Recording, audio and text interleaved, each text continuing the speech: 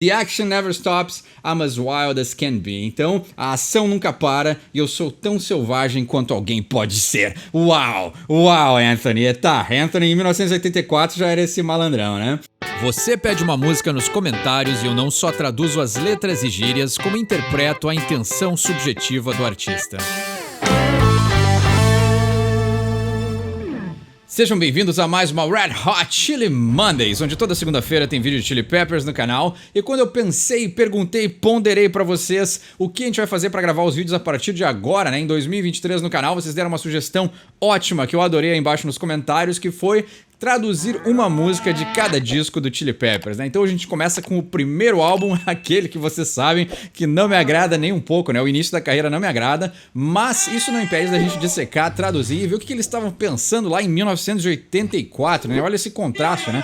Van Halen estava lançando aí o seu clássico álbum 1994, enquanto o Chili Peppers estava iniciando sua jornada musical, né? Então a gente tem um contraste bem interessante até para analisar o que estava acontecendo na época quando os caras iniciaram a sua formação, né? Então a gente tem aí um monstro do hard rock lançando o seu grande, talvez um dos seus melhores trabalhos, né? Ou um dos mais icônicos, enquanto essa banda aí de uma nova geração estava recém se formando. Então é muito interessante também a gente ver o paralelo, né? O que estava acontecendo na situação e no cenário musical quando a banda estava criando o seu Gênesis, né? Que aí depois ia virar o Chili Peppers, que agrada milhões de pessoas, né? A seleção da música de hoje eu não perguntei pra ninguém, mas eu só simplesmente, como eu não conheço muito bem também o início da carreira do Chili Peppers, né? Vocês sabem, já falei várias vezes, né? Que não é que o estilo desse início não me agrada tanto, então eu simplesmente peguei uma das músicas mais famosas. A gente já tinha traduzido alguma coisa do início da carreira, mas aí eu fiz uma pequena pesquisa e vi que Out in LA é uma das músicas mais famosas do primeiro disco da banda, né? Então vamos começar os trabalhos com esse som, e aí eu já deixo pra vocês, né?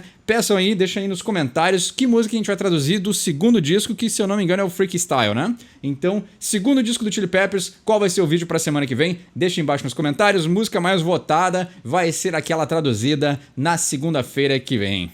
Apesar de eu não gostar desse início da carreira do Chili Peppers, ele é muito bom porque a gente pode analisar um fenômeno que não acontece mais hoje em dia. Então dá pra tirar um ponto positivo, né? Isso não nos impede de conversar, abrir um diálogo sobre esse início de carreira, porque ele é um paralelo interessante com o que a gente tem hoje em dia, né? Olha só, o Chili Peppers iniciou em 84, né? Ou pelo menos foi o lançamento desse disco foi em 84. Pra mim, né, Eduardo? Então aí o fã de Chili Peppers que conhece mais a fundo o início da carreira pode discordar, né? Tem gente que diz que o Mother's Milk é o grande álbum da banda, que definiu o estilo, né? Esse é o ponto da minha conversa agora. Qual disco definiu o estilo da carreira da banda, né? E aí o que eu queria iniciar essa conversa é porque hoje em dia a gente não tem mais esse trabalho de maturação. O Chili Peppers lançou aquele primeiro disco, muito influenciado pelas coisas que eles escutavam nos anos 80, e ainda não tinha nenhuma música característica, né? Que dá aquele estilo que a gente conhece do Chili Peppers, né? Pra mim, esse estilo só veio acontecer no Blood Sugar Sex Magik. Ali a gente tem músicas que tem o clássico estilo que eles usam até hoje, né? Ali foi criado o template, né? A forma, o manual de regras de como se escrever um som de Chili Peppers, né? Então pra mim, Mother's Milk ainda não é eles ali quase que acertando, assim, tá quase, né? Parece um cozinheiro, como é que é, um feiticeiro ali misturando poção, né? O que não deixa de ser, né? O músico é isso, né? Achar a sua fórmula mágica, né? Pra mim, a fórmula mágica veio no Blood Sugar Sex Magik, as músicas já têm essa característica mais tradicional e que eu aprecio no Chili Peppers, mas pra muita gente, o Mother's Milk já é esse disco, né? E aí eu iniciei toda essa conversa e já desviei pra vários lados, simplesmente pra falar que hoje em dia, uma gravadora, né? A gente viveu numa época em que as gravadoras eram demonizadas, né? E com muita razão, né? Não dá pra tirar a razão das pessoas. Fizeram muita coisa ruim, tiraram muita grana dos músicos sem pagar de volta, mas elas propiciavam esse tempo de maturação. Que banda que ia gravar 3, 4 discos até achar o seu estilo pra finalmente conseguir render dinheiro, né? Entre 1984 e 91 são 7 anos. Então, né? Se a gente contar que o Blood Sugar Sex Magik é o disco que catapultou o estilo da banda, né? E formou a identidade musical deles. Então são 7 anos. Que empresa, que gravadora, que empresário vai investir 7 anos de grana numa banda até eles descobrirem o seu genes, a sua identidade? Então, isso hoje em dia não acontece mais, nunca mais vai acontecer. Dificilmente alguém vai ficar botando dinheiro durante tanto tempo para ver se alguma coisa dá certo, né? Obviamente, a gente tem que pensar no lado comercial, porque nessa época gravadoras investiam dinheiro, né? Eu vi uma entrevista que os caras falavam uma coisa muito interessante. Para cada artista digamos, para cada Michael Jackson que uma gravadora assinava, ele gerava tanto dinheiro e gerava tanta renda que eles podiam gastar muito menos em pequenos artistas para desenvolver eles, né? Para maturar esses caras, deixar ali fermentando, né? Deixar ali destilando aquele álcool, aquele néctar, até sair simplesmente a pura dose do estilo musical. Então é bem interessante que existia também esse cuidado. Existiam os clássicos olheiros, né? As pessoas que iam procurar bandas underground para ver se eles tinham algo para oferecer para uma gravadora e se valia a pena investir neles. Hoje em dia é muito difícil disso acontecer, né? Então o artista já tem que vir pronto, né? Tu já tem que ter teus seguidores, teu disco gravado, o show tá pronto, a gravadora só pega, assina e entrega, né? Então não tem muito mais. Aí distribui, né? Aí a gravadora dá um jeito ali de prensar vinil, prensar CD, porque as pessoas já estão procurando essas mídias mais antigas, mas ainda é um mercado pequeno, mas aquele grande papel da gravadora, né? De impulsionar, desenvolver, nutrir, né?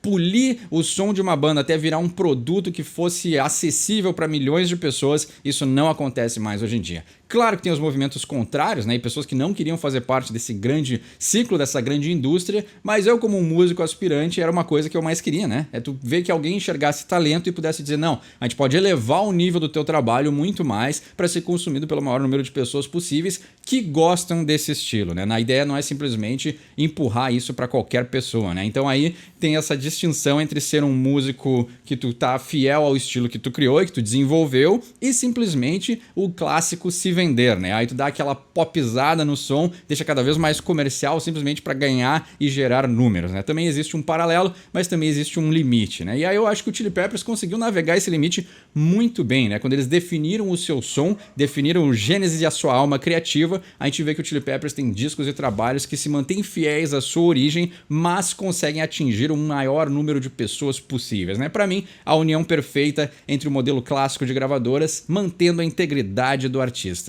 Fazendo a minha pesquisa, eu descobri que Out in L.A. foi a primeira música escrita pelo Chili Peppers. Então a gente tá aqui, né, num momento histórico. E uma coisa que dá pra destacar diretamente, né? Apesar de não gostar desse estilo inicial, muito influenciado pelos anos 80, o baixo do Flea já era fantástico, né? Então o cara, desde o início da banda, ele já veio com tudo, né? Ele não é um cara... Com certeza ele se desenvolveu e aprimorou sua técnica durante os anos, mas o cara já veio destruindo tudo desde o início, né? Desde o primeiro som que eles escreveram, o cara já tava mandando muito bem, né? Então a gente vê ali que o Anthony já vinha com as suas referências, a gente vai ver aqui nesse som que tem bastante referência, mas o Flea já veio músico pronto, né? Claro que a gente não pode contar todo o trabalho que o cara teve para se tornar o músico que a gente conhece, mas é muito interessante, né? Tem aquela clássica frase, né? Uma banda tem uma vida inteira para gravar o primeiro disco. E essa frase ela é muito boa porque ela diz isso. Tu pode reunir tudo aquilo e todo o teu conhecimento, mas na hora que tu apresenta o teu trabalho, ele fica imortalizado, né? Então tu pode reunir toda a tua experiência, todas as tuas letras, todos os teus melhores sons para entregar um primeiro disco de primeira, né? Então, toda a tua experiência pode se resumir no primeiro disco. Essa é a primeira apresentação da banda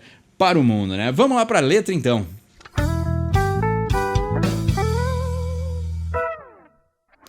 We're all a bunch of brothers living in a cool way, along with 6 million others in this place called LA. Então, na primeira música do Chili Peppers, já menciona LA, já menciona Califórnia.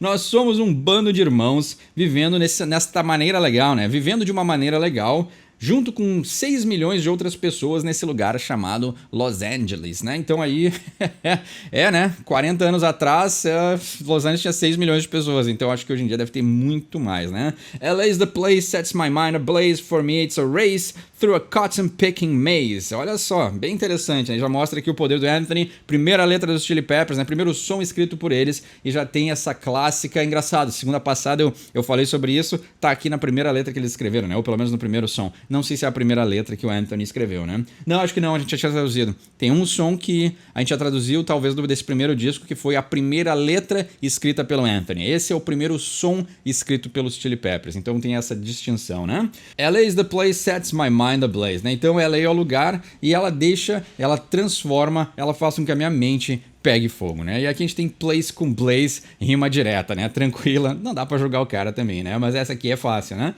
For me it's a race through the cotton picking maze, né? E pra mim é uma corrida através do labirinto dos colhedores de algodão, né? Então aqui já tem uma referência interessante, né? A ideia de colher algodão remete a uma escravidão, né? Colher algodão é aquela clássica coisa do sul dos Estados Unidos de trabalhar nas fazendas de algodão. Então, a ideia de ser um labirinto daqueles que colhem algodão, na verdade, ele está dizendo que é a clássica luta. Então, a gente vê aqui na primeira letra dos Chili Peppers, ou primeira música, agora eu já me confundi, já tem essa noção de que a pessoa está na indústria do entretenimento, né? Então ele está vivendo aí, né?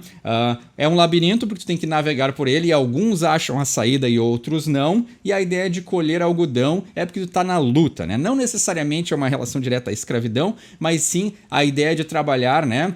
Levanta quando o sol nasce e vai dormir quando anoitece, né? Tu passa trabalhando o dia inteiro, tu está na correria, tu está na luta para sobreviver, né? Neste labirinto que é a indústria do entretenimento, né? E para mim é uma corrida, ou seja, ele está disputando com outras pessoas, né? E aqui a gente já tem exatamente o mesmo estilo de rima que eu falei em outro vídeo, né? LA is the place, sets my mind ablaze. For me, it's a race through a cotton picking maze. Né? Então ele fez uma rima no meio da frase antes de rimar lá no final, né? Bem interessante, né? Então para um cara aqui tão jovem, ele já tinha um domínio bem legal de como fazer uma rima, né? The town makes me jump, it's got a bunch of bad chicks. Well, sure, it's got some chumps, but I still get my kicks. Essa cidade me faz pular. Coincidência do Jump, 1984 também foi lançado esse ano. It's got a bunch of bad chicks. Então tem um monte de mulheres ruins, né? Mas o bad chicks é aquela ideia de, né? Mulheres malvadas, mulheres que sabem viver nas ruas, sabem navegar por esse labirinto. Well, sure, it's got some chumps, but I still get my kicks. Bem, com certeza, também tem seus otários, né? Os seus idiotas. O chumps era uma gíria aí bem antiga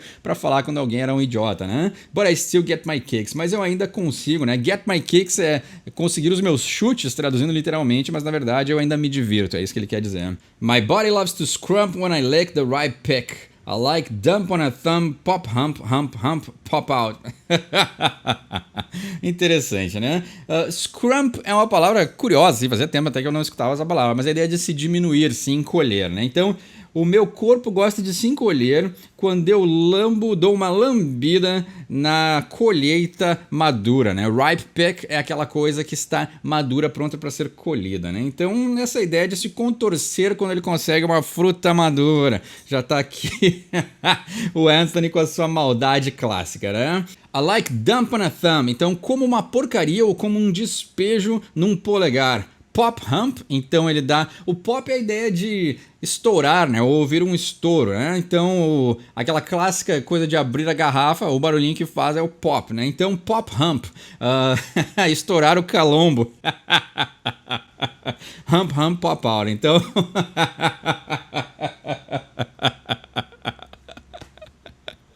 Porra, Anthony, na primeira letra ele já tem isso. Tá, vamos lá. Eu já entendi o que ele quer fazer, né? O dump é a ideia de despejar algo, mas também pode ser a ideia de defecar, né? Canal Família, aqui a gente não pode falar outras palavras mais fortes, né? Então, às vezes, navegar as poesias do Anthony é difícil, né? Pop, ao invés, pode ser o estouro da garrafa, mas o pop também pode ser a ideia de inserir, penetrar. Vocês estão entendendo o que eu quero dizer, né? Hump, hump, hump. Então o hump pode ser a ideia de um corcunda, mas pode ser a ideia de usar as tuas costas, a tua pelvis, né? Aquele movimento de penetração. Então ele faz 3 vezes isso, hump, hump, hump, pop out. E ele tira de dentro, né? Pop out. Então o pop é inserir, pop out é tirar, né? Você sabe o que ele tá falando, né? The action never stops, I'm as wild as can be. Então a ação nunca para e eu sou tão selvagem quanto alguém pode ser. Uau, Anthony. Tá, Anthony em 1984 já era esse malandrão, né? Because I'm shooting for the top and my best friend's a flea. Olha só.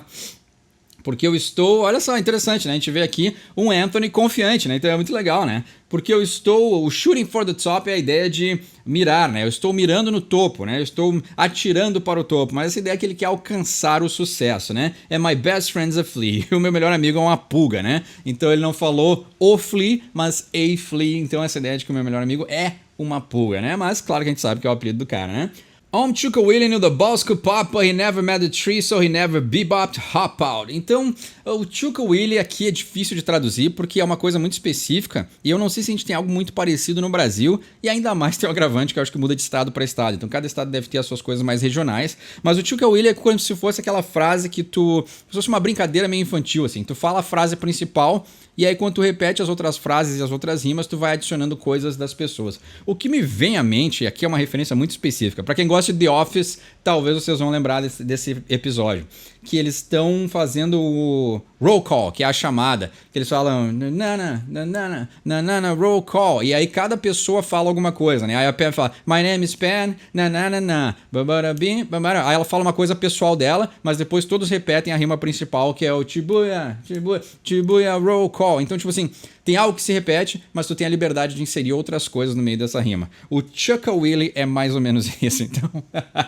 Perdão por não conseguir ter uma referência melhor, um jeito melhor de explicar isso. Porque eu não consegui realmente achar alguma coisa brasileira que a gente possa fazer essa analogia. Talvez tenha algo muito básico que todo mundo cresceu com isso, mas eu não consegui lembrar agora, né? Se sabe de alguma coisa ou uma analogia pra gente poder explicar melhor essa parte, deixa embaixo nos comentários, né? Então ele tá falando que o Chuck-a-Willy sabia que as bolas poderiam explodir ou estourar, né? Então a gente pode ir por malícia. Então toda coisa que eu falei de uma rima infantil, descarta, né? Que o Anthony já usou isso pra botar malícia, né? But he never met the tree, so he never bebopped hop out, né? Mas ele nunca conheceu a árvore, não faço a menor ideia o que ele quis dizer com isso, uma coisa muito específica deles, né? E o Anthony, desde o primórdio da banda, também já gostava de botar umas referências muito obscuras, né? So he never bebopped hop out, né? Então ele nunca... O bebop era aquele clássico estilo, talvez até antecessor ao hip hop, né? Então, uma coisa muito antiga, referência, e isso aqui também tem muito a ver com o início da carreira dos Chili Peppers, né? Referências aos antepassados, né?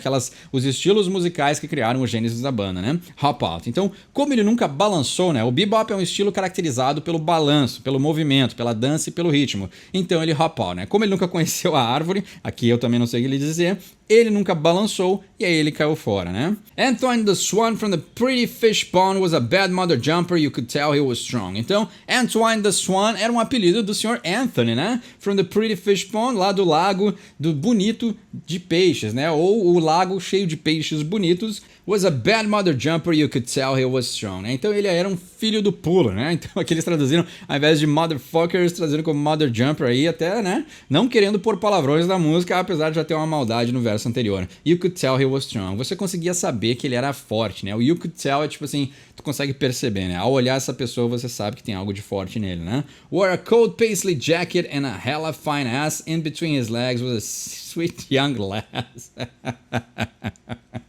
Vamos lá, né? Wore a coat paisley jacket. Então, ele vestia uma fria jaqueta com paisley, né? O paisley é aquele formato que tava lá na capa do Drink Canteen, a gente já traduziu isso, né? Fez essa referência. Então, de novo, aqui no início da carreira dos Chili Peppers, tem uma referência ao Drink Canteen. Então, a gente tem aí esse ciclo muito interessante, né? Wore a coat paisley jacket and a hella fine ass. E uma bela de uma bunda, né? Então, aí os caras já elogiando a bunda do Anthony. In between his legs was a sweet young lass. Então, no meio das suas pernas tinha uma doce e jovem garota. Olha só. O Anthony gostava também, né, de se aparecer aqui no início da carreira da banda, né? Threw 100 women up against the wall and he swore to fear that he loved them all. Então, jogou centenas de mulheres contra a parede e ele jurou que ia sentir medo. Ah, olha só, interessante, bem interessante, já bem vulnerável aqui. Então ele se expondo, bem interessante, vamos lá. E ele jogou centenas de mulheres contra a parede e ele jurou que tinha medo de que ele ia se apaixonar por todas elas. Olha só, interessante, né? Então aí um medo de se comprometer, né? Bem interessante. Ele já também aqui sendo bem honesto com a sua sexualidade, com o seu lado amoroso, né? By the time he got to 99, he had to stop, because that's when he thought that he heard a fop. Então, quando ele chegou, né? Quando ele finalmente chegou aos 99, então o Anthony contando os números, ele tinha que parar, porque foi quando ele pensou que escutou um fop, né? O fop, se eu não me engano, aqui tem várias gírias, né? A gente tá nos anos 80. Mas se eu não me engano, fop é a sirene da polícia. Mas não é só o barulho da sirene, mas sim a sirene naquele conjunto de sirene e luzes, né? Então aquilo se chama fop. Se eu não me engano é isso, né? Mas pode ser uma gíria, pode ser alguma coisa, né? Aqui quando a gente tem uma música mais antiga assim, pode também ser uma gíria para várias coisas, né? Então não é tão direta essa referência, mas ele tá fazendo uma referência também. Aqui é uma bela escolha, uma bela recomendação. Quem não conhece ou quer saber aí o gênesis do Chili Peppers, ou as inspirações, né? Uma das grandes inspirações da banda, Ohio Players. Eles têm uma música chamada Fop. E essa música é fantástica, tem um embalo, funkzão de primeira, pegado, quebradeira, muito recomendado. E aí na ponte do som, eles reutilizam a letra dessa música, né? Last night and the night before, I heard a fop outside, then I came indoors, rock out. Então, na noite passada e na noite anterior, eu escutei um fop outside, né? Então eu escutei um fop do lado de fora, o barulho unido das luzes, then I came indoors. E aí eu entrei dentro de casa, rock out. E aí eu me diverti dentro de casa, né? Rock out é curtir, na verdade, né? Uma expressão para curtir dentro de casa, porque ele não conseguia se divertir na rua, porque a polícia tava lá, né? É assim que eu interpreto, mas se tem uma gíria, uma explicação melhor para fop, deixa embaixo nos comentários. Now that I told you something about the flea, something about the tree, a little something about me, I can leave you hanging by my man Sherm Z. Então, agora que eu falei alguma coisa sobre o flea, que a gente conhece, something about the tree, então alguma coisa sobre a árvore, imagino que tree seja uma pessoa, então, né, algum conhecido deles. A little something about me, alguma coisa sobre mim, né, então o Anthony a gente já soube bastante coisa sobre o Anthony só nessa letra, né. I can leave you hanging by my man Sherm Z. Então eu não posso te deixar esperando, né, eu não posso deixar de falar do meu amigo, meu man, meu brother, Sherm Z, né? Então vamos ver quem é o Sherm Z. He swings the yang, he bangs the yang, and now it's time to hear him do his thing. You better be burning, Sherman. Então ele balança o yang e ele bate no yang. E agora tá na hora de escutar ele fazer a sua coisa, né? Então, you better be burning, Sherman. Então você precisa, ou é melhor que você esteja queimando o Sherman, né? Imagino que seja o guitarrista, né? Muito antes de a gente escutar o nome Frusciante, a gente tinha então o Sr. Sherm Z, será? You better be burning, né? Então manda o cara queimar, né? Então queimar, né? Queimar é coisa de guitarrista, né? Então... Todos nós temos nossa parte, né? Vergonhosa no início da carreira, né? We're all a bunch of brothers living in a cool way along with $6 million in this place called LA. Step out. Então todos nós, aí ele termina, né? Fecha o ciclo. Todos nós somos um bando de irmãos vivendo numa maneira legal, junto com 6 milhões de outras pessoas nesse lugar chamado Los Angeles. Step out, né? Step out, cai fora, né? E tem uma coisa que o Anthony não fez, foi cair fora, né? Porque o cara ama LA, ama Califórnia, exaltou as qualidades desse lugar durante a sua carreira inteira nos Chili Peppers, e essa foi Out in LA. Então aí, quer pedir uma música para um próximo episódio? Tem que ser do segundo disco da banda, a mais votada ganha, vai ser o vídeo da próxima segunda. Tem um entendimento melhor dessa letra, ou quer pedir uma música de outro artista para algum outro dia da semana? Deixa embaixo nos comentários. Meu nome é Eduardo, esse é o Story from English, e quem sabe inglês tira suas próprias conclusões.